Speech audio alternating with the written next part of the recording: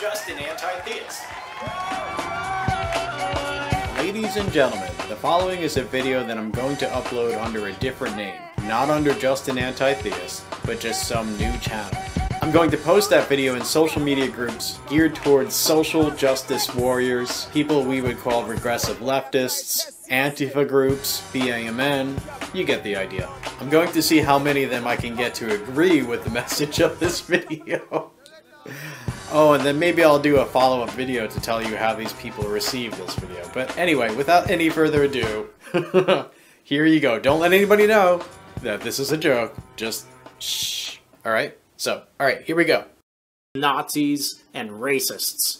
On page 362, under the section The Mother of All Burkas, Dawkins writes, "One of the unhappiest spectacles to be seen on our streets today is the image of a woman swathed in shapeless black from head to toe, peering out at the world through a tiny slit." Now that right there, that is Islamophobic, obviously. And so that's racist, because, you know, Islam is a race, right? So that's Islamophobia and that's racism. The burqa is not just an instrument of oppression of women and claustral repression of their liberty and their beauty, not just a token of egregious male cruelty and tragically cowed female submission. I want to use the narrow slit in the veil as a symbol of something else. You see what he did right there? Slit, a symbol of something else. Keep that in mind. Now, our eyes, keep eyes in mind, see the world through a narrow slit in the electromagnetic spectrum.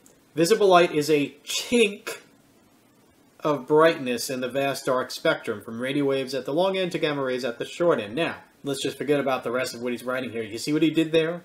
He's giving you a nudge, nudge, wink, wink when he says, I want to use the narrow slit as a symbol of something else. Then he mentions eyes, narrow slit again, and then he says chink. You know, chink is a racist term for Chinese people.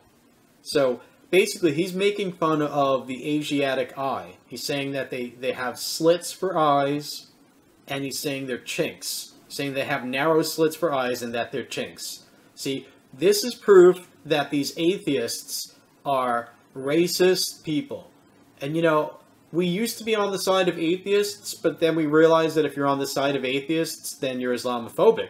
And, you know, here's something that we all have to think about as SJWs. You know, you can't discriminate against other people's culture. That would be cultural relativism, cultural supremacy, which basically, let's face it, that's white supremacy. So you have to allow them to practice their culture. Now, their culture commands them to spread the word of Allah over the whole of the world until religion's only for Allah. So that includes everybody.